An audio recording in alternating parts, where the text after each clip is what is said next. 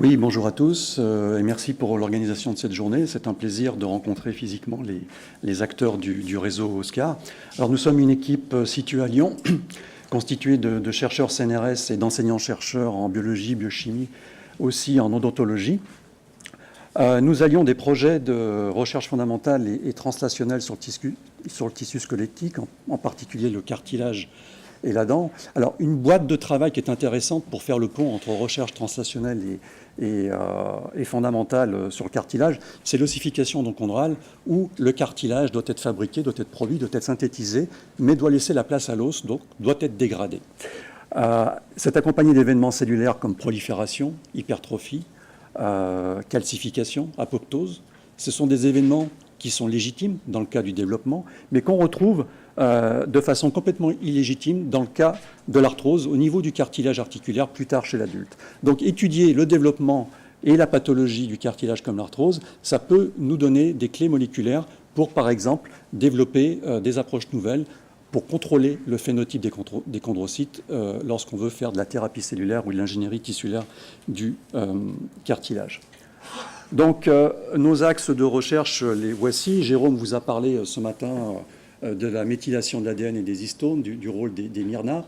Nous travaillons également sur des voies de signalisation, qu'elles soient déclenchées par l'hypoxie, puisqu'on l'a vu, le cartilage, les cellules chondrocytaires sont en condition hypoxique dans le tissu. Les voies de signalisation qui sont impliquées dans la mécanotransduction des chondrocytes, c'est-à-dire comment les cellules ressentent le stress mécanique et comment ça va être converti au niveau biochimique, notamment au niveau de l'expression des gènes. C'est un sujet important puisque le cartilage est au premier front du stress mécanique dans le squelette. Alors nous travaillons actuellement, nous développons un projet sur un récepteur suspecté d'être un mécanotransducteur, c'est l'alpha-10 bêta-1, et on sait aussi par ailleurs qu'une mutation d'alpha-10 conduit à une chondrodysplasie. Nous analysons également le contrôle différentiel du cytosquelette par la BMP2 et le TGβ1, qui sont deux facteurs de croissance importants dans l'homéostasie du cartilage et qui organisent la cellule de façon complètement différente au niveau du cytosquelette et qui provoquent un phénotype aussi différent.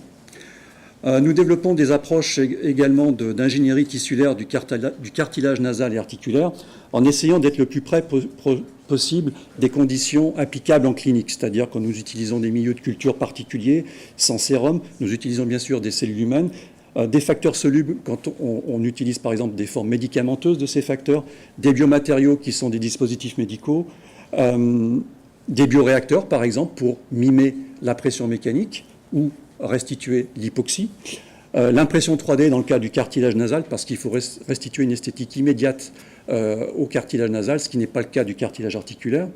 On a également développé un modèle de souris humanisé pour évaluer la réponse immunitaire du système humain à un implant allogénique de cartilage. Et puis également, nous avons développé un gros projet d'analyse comparative de cellules souches humaines pour caractériser, essayer d'évaluer leur potentiel à se différencier en chondrocytes. C'est très difficile dans la littérature de savoir quelle est la meilleure source de cellules souches à utiliser puisque les laboratoires utilisent en général des conditions différentes. Donc, dans nos mains, on a utilisé et confronté des cellules souches de moelle osseuse, de tissu adipeux, de gelée de Wharton et de pulpe dentaire et on évalue leur potentiel chondrogénique. Et également, on a un projet développé par nos collègues dentistes qui est l'ingénierie tissulaire de la pulpe dentaire humaine par combinaison de cellules souches et de différents hydrogènes. Alors, par rapport au contexte du réseau OSCAR, je peux dire que notre expertise depuis longtemps, c'est la caractérisation de la matrice extracellulaire, en particulier des collagènes. Deux anticorps qui peuvent être utiles, je pense, dans le réseau OSCAR, on a développé un anticorps qui reconnaît l'isoforme spécifique du collagène 2 du cartilage. Le collagène 2, on peut le retrouver dans d'autres tissus au cours du développement. Le collagène 2 est la forme spécifique du cartilage et nous avons développé un anticorps anti-humain dirigé contre le collagène 2. Et j'attire votre attention sur le fait que le fragment 2B, en fait, il est antitumoral, il est anti-angiogénique et anti-ostoclastique par ailleurs. Le fait qu'ils soient antitumoral et anti-angiogéniques, ça explique en partie, parce qu'il y a d'autres molécules qui participent à ce processus, que le cartilage est protégé de l'invasion tumorale et aussi, bien au départ, de l'invasion des vaisseaux sanguins.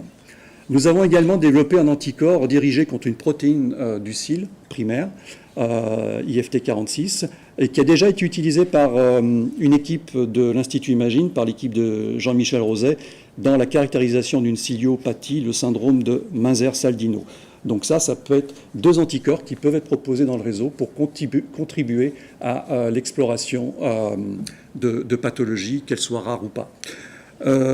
Nous souhaitons bien sûr partager des échantillons biologiques avec vous, par exemple de cartilage sain ou pathologique, et puis contribuer à l'établissement de datasets plus larges. Par exemple, c'est l'étude que vous a présenté Jérôme ce matin, partage de données de profil de méthylome, de transcriptome, etc. Et puis avec la connaissance approfondie du réseau OSCAR, par exemple par cette journée, peut-être qu'on peut échanger aussi d'autres aspects de la recherche. Voilà, merci.